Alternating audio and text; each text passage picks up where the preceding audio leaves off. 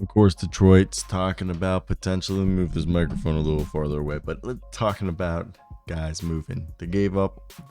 They didn't give up. They passed on getting Bojan Bogdanovic for two, or getting rid of Bojan for 2 picks. So what we're hearing from Mike Scotto in this great clip or great piece down below, check it out. It's an NBA trade candidates. So last year, Bojan Bogdanovic is still the top trade target for playoff teams. The Pistons allegedly passed, according to Mike Scotto, that on Bogdanovic being traded for 2 first-round picks from a contender. New coach Monty Williams loves Bogdanovic. HoopsHype has learned. Coming into the season, Detroit hoped to be a play-in team or a playoff spot.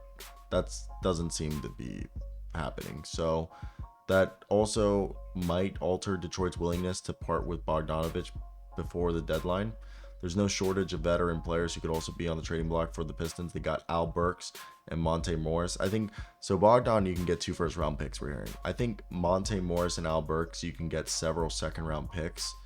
As the Rockets have explored trade conversations with the Pistons about Burks when they were trying to trade, several second-round picks and an attempt to offload Kevin Porter Jr.'s contract, which they eventually did. But Morris, if he can show he's healthy, is an intriguing backup point guard in the final year of a $9.8 million deal, or like his deal's worth 9.8. And then former three-point champ Joe Harris is in the final year of his deal and will need to show teams he's healthy and consistent. But besides that, Cade Cunningham and Jaden Ivey are both guys that are expected to be the guards of the future, with Killian Hayes to be a name to watch on the market.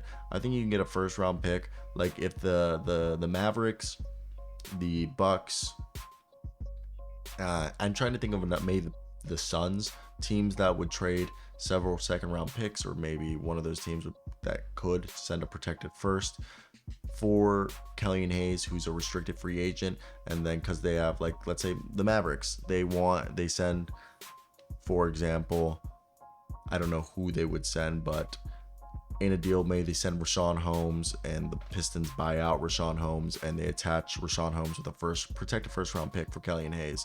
And then they sign Killian Hayes to like a 3-year, $24 million deal.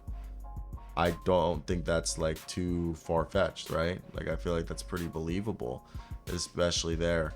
Joe Harris, I could see that he's in the final year of his deal. He might be a buyout guy, and that's a guy people might wait for. Al Burks and Monte Morris are definitely guys I wouldn't be surprised if people trade for. So I want to hear your guys' thoughts down below. What do you guys think of this? I think Bojan's going to stay. I don't think they're going to do shit about that. But Joe Harris, Killian Hayes, and Monte Morris, I could see as guys that, don't be surprised if they're moved or bought out.